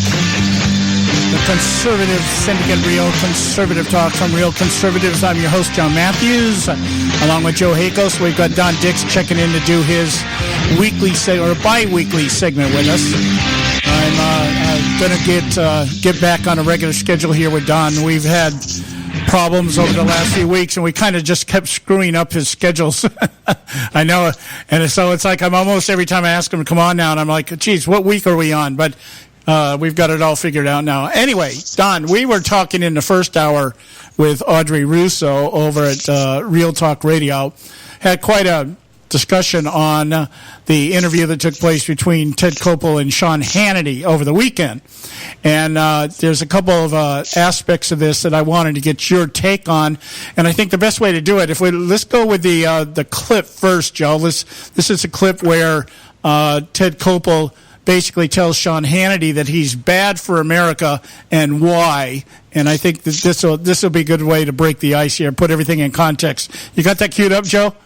Yeah, I got it queued up. All right. Koppel's also calling Sean Hannity an ultimate liar, is what he's calling him. So okay. Here's Ted Koppel and Sean Hannity.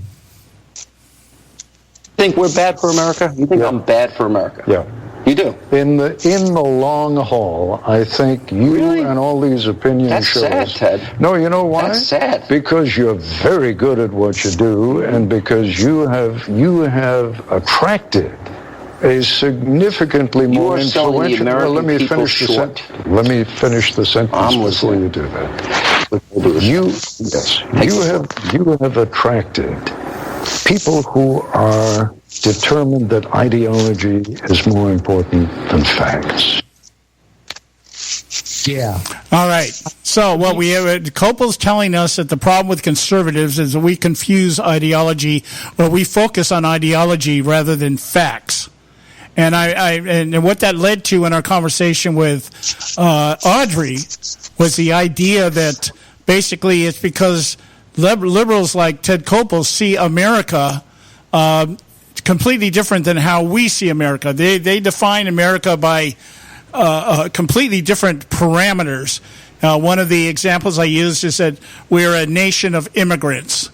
rather than and so the idea of just letting anybody into the country is the American way of doing things, whereas Americans are saying, why do we want to let our enemies in the country? Conservatives. So anyway, I wanted to get your take. Did you catch this interview at all, Don? If not, what did you think about the clip? Well, no, I did not catch the interview, just to be transparent here. But I did catch the clip and some others. And by the way, I agree with Mark Levin that Koppel should release the entire interview. Because apparently there's some other stuff that was said that never... That was a 70-minute interview, or a 50-minute interview, and he only played 70 seconds of it. Right. Yeah. Release the entire interview, Ted. I think part of the problem is, as you stated, there is a definite total difference. And I think this is part of the problem that many of us on the right make, is that we think that we can have a conversation with a progressive and have a logical conversation that can result in bridging a gap and, developing consensus. The problem is, as you state, they have an entirely different world view that is rooted in an entirely different vision of what the world should look like. And short of shock therapy, I don't see how you ever get somebody like a Ted Koppel to see the world through a different filter, through a different lens. It's like, somebody that is living in the fourth dimension, or somebody that is living in the third dimension like we are, trying to relate to what it's like to live in the fourth or fifth dimension from a metaphysical standpoint. There's no way. We can't even begin to comprehend it, just like we can't comprehend what the afterlife is like. So therein lies one of the great challenges. But if you want to get specific about, what Ted Koppel said is, that, and there's a certain aspect of it that's in total denial. If Ted was right, then there wouldn't be a Fox News. If Ted was right, then there wouldn't be a conservative syndicate. If Ted was right, then you wouldn't have all these alternative media journalists, if you want to call us that, cropping up that are trying to, create a place where we can talk about our worldview, because it's never going to get a proper airing with somebody like a Ted Koppel, because he can't even see it. I mean, the fundamental notion of you don't have a handle on the truth is completely, that shows a complete unwillingness to even reach across the aisle and say, what does it look like from your side? So, there's recently there was an email of 40-some things that, happened under the Obama administration that are a part of, what the left feels is their alternative universe. It's any one of these 40-some things that if a if a Republican like Trump did them, they would get proverbially hung in the media for doing them. So, these are all what I call clues now, because I've tried to take a little bit of a different tack in my sort of activist life of what do we really need to do, especially in California, to start pushing back. And one of the things we've got to do is we've got to get better organized, but that's a whole nother conversation. But we have to get used to understanding that there are certain people that we're not going to win over to our side, but there are certain people who have been co-opted by the left that are certainly fair game to winning over to our side. And I think that's where the conversation needs to be had. Okay. And where do you think, what demographic are you can you identify through a demographic, or just a group of people, or what? Well, sure. Let's take, for instance, faith-based Hispanics that come over from Latin America. Let's just call it Latin America, Mexico, Central America, South America. So a lot of these people have a faith-based value system rooted in the Catholic Church. Now, yes, I don't want to go down the rabbit hole of the Catholic Church is now a socialist bastion. I agree with that. But because of that faith-based worldview, these people can be salvaged from the left because a lot of them believe in hard work. They come here for jobs. They believe in salvation. They don't necessarily have this worldview like Barack Obama had, which is called Black liberation theology. So we have a worldview that is somewhat in sync. They believe in the sanctity of life. They probably reject abortion as a birth control method. So there's a lot of common ground that we share, and yet when they come over here, they think, oh, we're a democratic society, therefore I should be a Democrat and Republicans are evil. So I think that group is salvageable. I think that there are people that are on in the independent category that are frustrated enough or have been frustrated enough with the Republican side of the aisle that may be what's going on now, both in terms of exposed by the media and what we were talking earlier about the way that the left is operating. I think that those people are movable and salvageable in terms of the effort, if not just the vote. So I think the opportunity, you either look at the world as if it's half full or half empty. I've always come at it from the vision of it's half full, and that's the way I view the current political environment as being an opportunity. And if you approach it that way, I think we can start making some headway, especially with what's happening. I mean, this interview with Ted Koppel is just a textbook example of how, us on the right never were able to get a fair shake by the media and still can't. Well, using your example here, let me say this, and we got to take a break here, a short break here.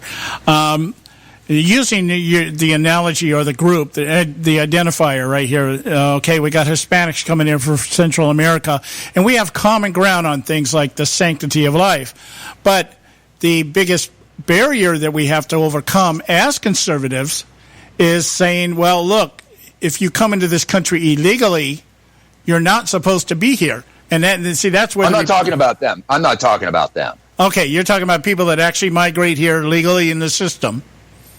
Yeah, people that are in the Hispanic community that have, they're second, third generation. They're traditional. They traditionally vote Democratic because mom and dad did, but yet they hold the same values. No, I'm not. I'm not talking about the illegal because they shouldn't be voting anyways, right? Yeah, because what we see in the Republican Party in terms of leadership is a complete ignoring of this group that you're just talking about, because I know here where I live in a predominantly Hispanic community. I mean, like 75% is Hispanic here. And I know that you talk to people that have been here for one or two generations, and they are very much aligned with conservative views. And the only reason they still vote Democrat is because of the media. They hear things. I asked my neighbor the other day, why did you vote for Hillary Clinton? Well, because Donald Trump's a sexist. I'm like, where did you get that? Well, I heard it on the news. And so that's how they form their opinions. It's not that the Hispanic community is saying, well, I don't adhere to conservative values. It's that this guy's a sexist, And so the Republican... I'm sorry, go ahead. No, I was just agreeing. I was just saying yes. Because we've never gotten beyond that. And I'm not so sure that the Republican Party really wants to get beyond that. That's where I run into the wall, that kind of thing. We got to go to our quick break here. A couple minutes here. We'll be right back. Stay with us. Don Dix with Joe Hakos and myself. Don't go away.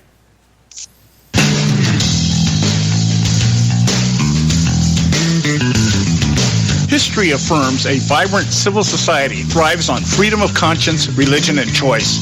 Any society absent these qualities stifles individual responsibility and accountability, thus enslaving its people by denying them their potential for goodness, creativity, and altruism. To that extent, oppression, coercion, and totalitarianism are multiplied exponentially. To counter such outcomes, the American Freedom Alliance was formed. The AFA is a nonpartisan, non-aligned movement which promotes, defends, and upholds Western values and ideals. The Alliance strives to build an international coalition of citizens of the West who together promote and protect moral values, democracy, and freedom. To find out more and become part of this valuable asset in the preservation of freedom and all its rewards, contact us at AmericanFreedomAlliance.org. That's AmericanFreedomAlliance.org. Let freedom ring. I don't give a damn what you think you are entitled to. We're not arguing. We're explaining why we're right. The Conservative Syndicate, where right is never wrong.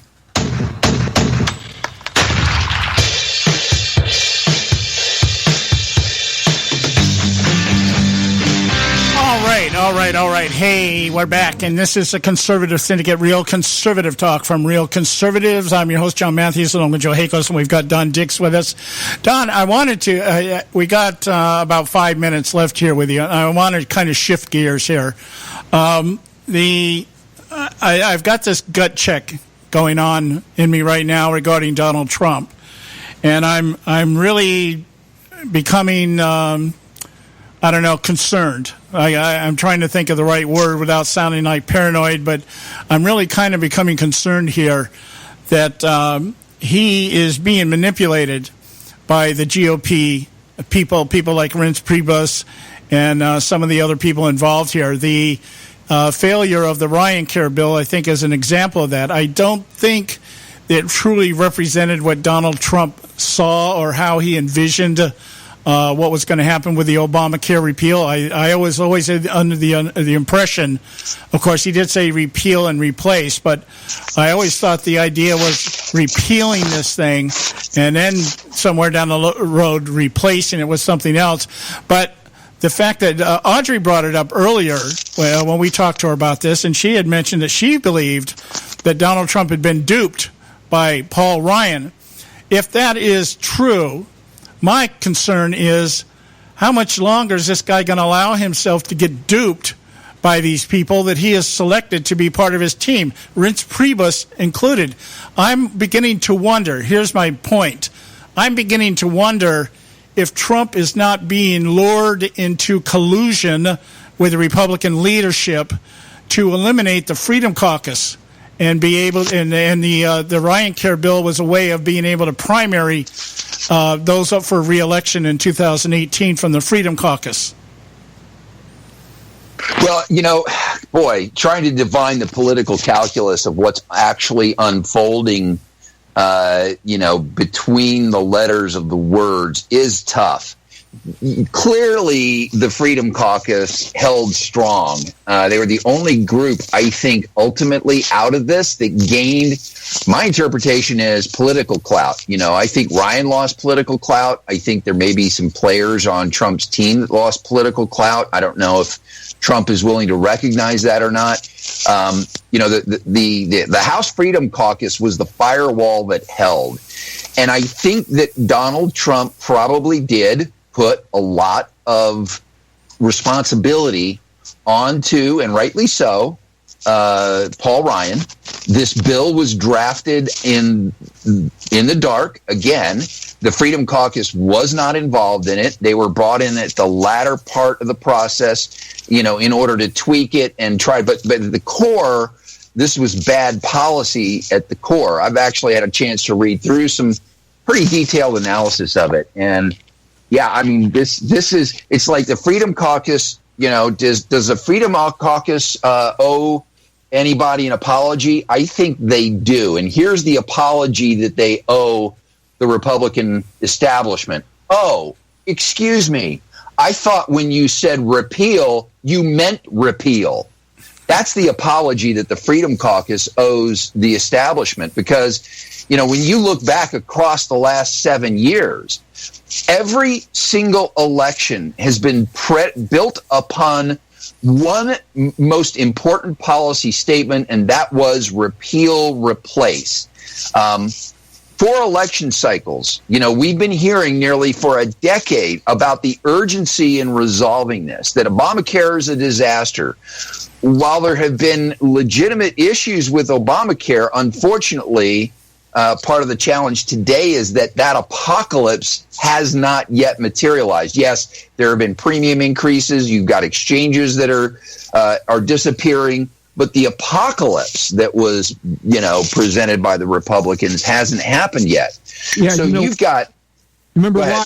That's how they designed this to all happen after Obama left office. They designed it. It was going to implode, but it's all because all this stuff was designed to hit after. Further, remember, they pushed everything down the road. It's going to be, we got to get everybody used to it, and boom, then it's going to happen. That's the reason why it hasn't happened yet, but it will happen. It's going to happen in Trump's first term.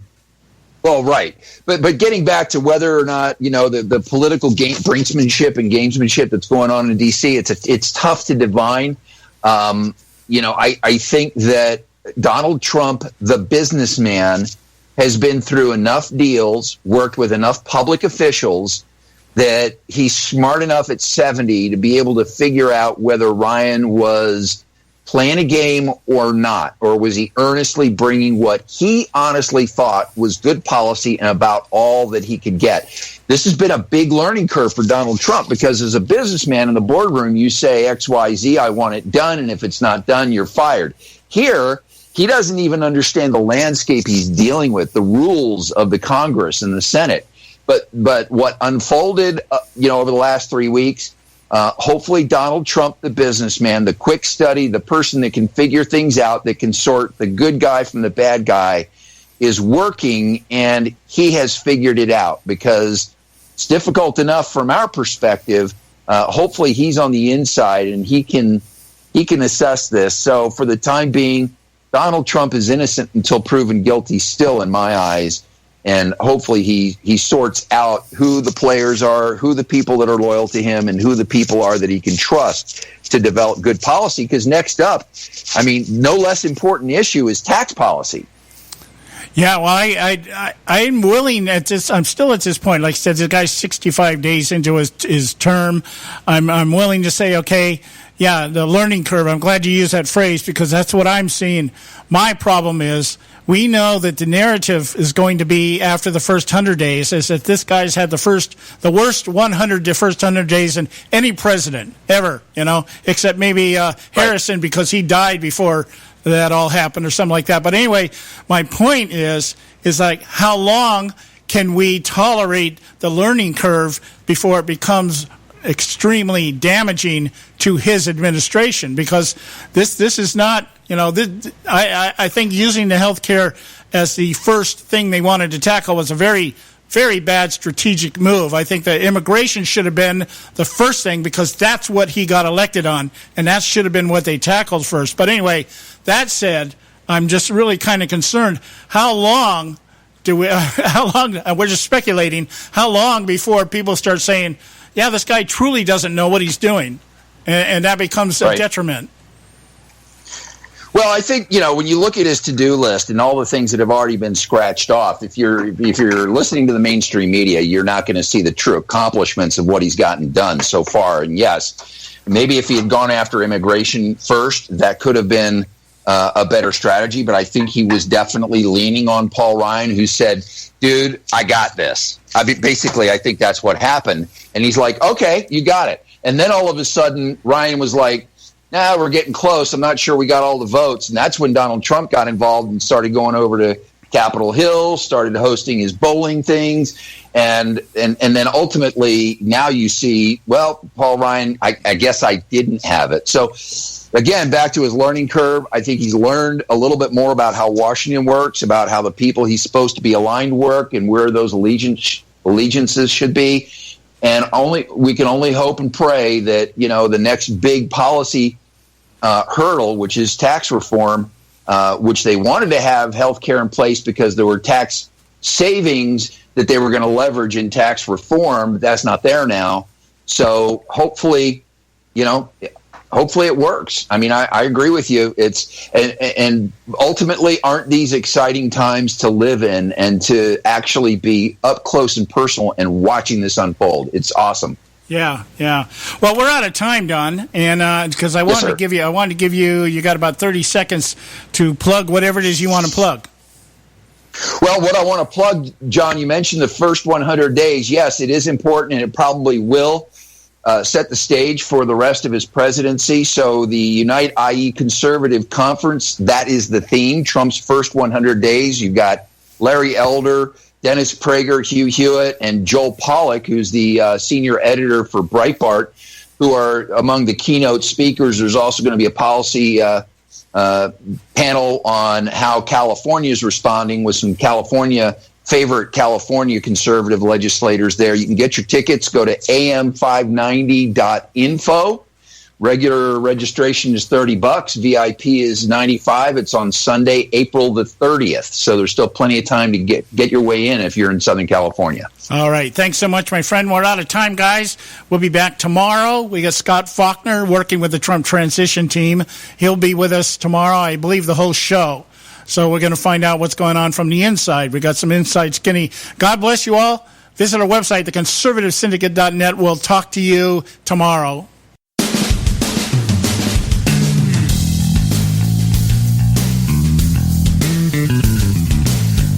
Thanks for tuning in to this edition of the Conservative Syndicate, the nationally acclaimed, globally syndicated, politically incorrect talk show that seeks to tear down the imaginary wall of separation between church and state.